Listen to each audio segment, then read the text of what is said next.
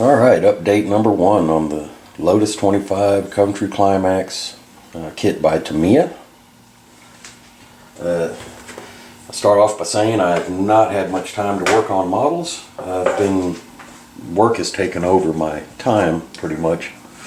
This has been only my second day off in 2 weeks, so I've been able to just get in a half hour or an hour or so in the evenings, or every other evening is to be more realistic. So progress has been slow, but it's allowed me to take my time and have patience with what I'm doing, and I finally got everything pretty much painted, as you can see from the forest of sticks.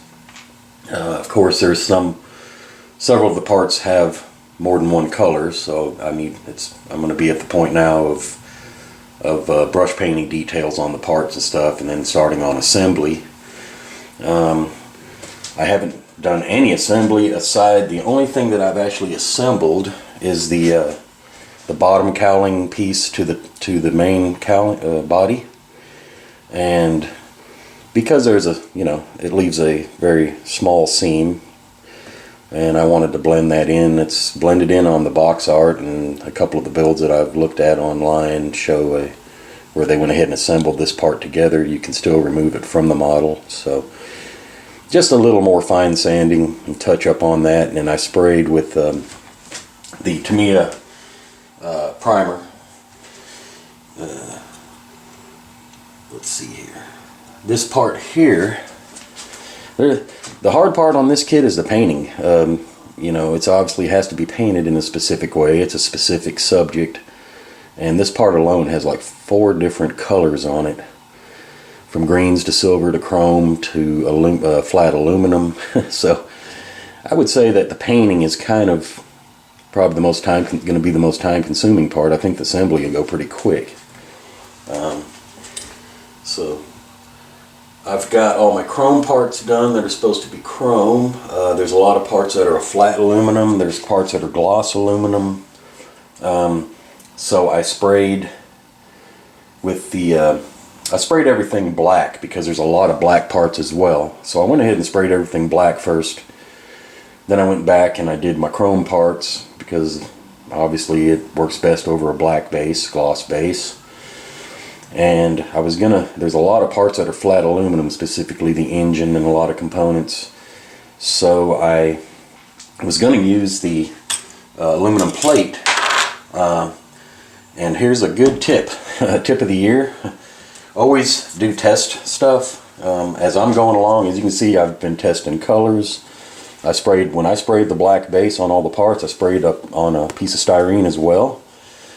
And when I was ready to spray the metallizer, aluminum, I sprayed my test piece first, and it reacted very badly, and which had me scratching my head because it's never happened to me before using that combination of base coat. So I, unsure of what to do, since I'd already sprayed the parts with the same color, I put down a coat of Future because I know I can spray it over Future. I know that doesn't react. So the parts that were going to be flat aluminum, I also did Futured them, and then a test section. And then yesterday evening I masked off and tried it again, and be darned if it didn't react again very badly, which really had me scratching my head. So I knew, thank goodness I hadn't committed to paint my parts yet, because I did run a test piece. So I drug out the bottle version of this, masked off another section, sprayed it with my airbrush from the bottle, and it worked out just fine. So that tells me that what's remaining in this can is bad.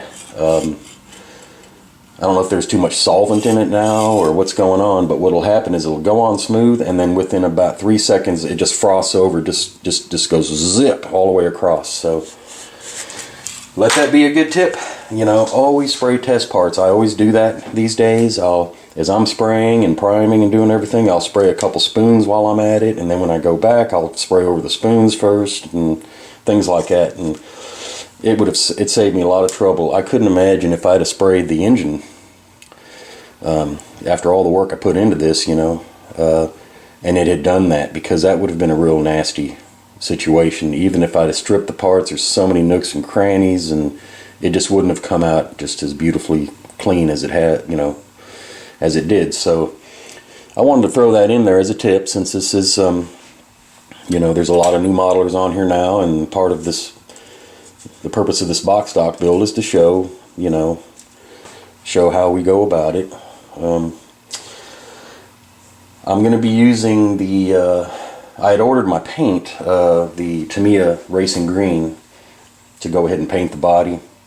Since I knew I was going to have to prime some things, I'm going to go ahead and prime all the parts and paint them. I initially thought of actually just polishing it out, but then my order, for some reason, I got the wrong paint, so I had to order it again. And I did finally get it, the Racing Green from Tamiya. Like I said, I'm using the Tamiya primer on all the body components, and I picked up some clear as well, the excellent TS13, if needed. The wheels are another little tricky thing. You know, they're yellow, and then they have a, let me grab my box here. If you look on there, they have a chrome rim,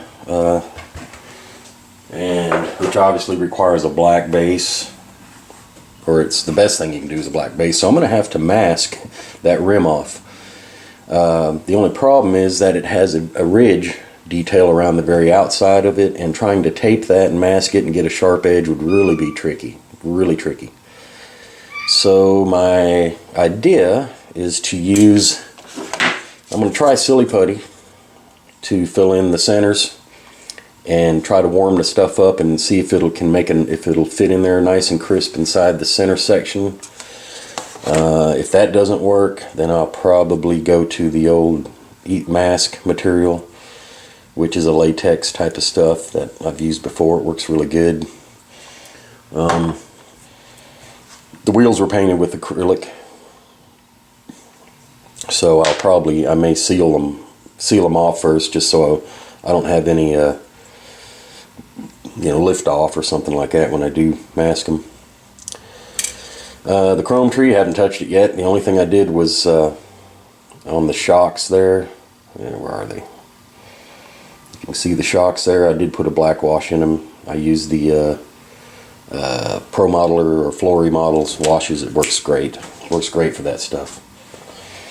And that's about it on the update. I have been using, I drug out my old reference book, the FAQ car modeling book, which deals mostly with European and Asian racing cars. Fantastic book, fantastic reference. It's got some good stuff on doing engines and showing heat staining, and just lots of great tips on doing this style of car build. You know, it's got some builds in it, like this, there's a 1/20th Ferrari right there. But yeah, I've been using this book. It's a fantastic book for that style, this style of modeling. And that's about it for the update. I will say that I've been really enjoying the model. The parts are what I've checked and fitted and put, you know, messed with. It just goes together really nice. It's pretty simple assembly. In fact, I liked it so much that when I ordered my paints again, I picked up another. The Honda F1 open wheel. Same company, same scale. And of course this one I will detail out a lot more down the road somewhere. And thanks for watching. Everybody's doing a great job. I've been watching a lot of the builds and updates. Haven't commented much, obviously, because I've just been watching it on my TV and just haven't had a lot of time. So yeah, unfortunately work has really taken over everything lately, but I'm still making progress and still on track to get done. So talk to y'all soon.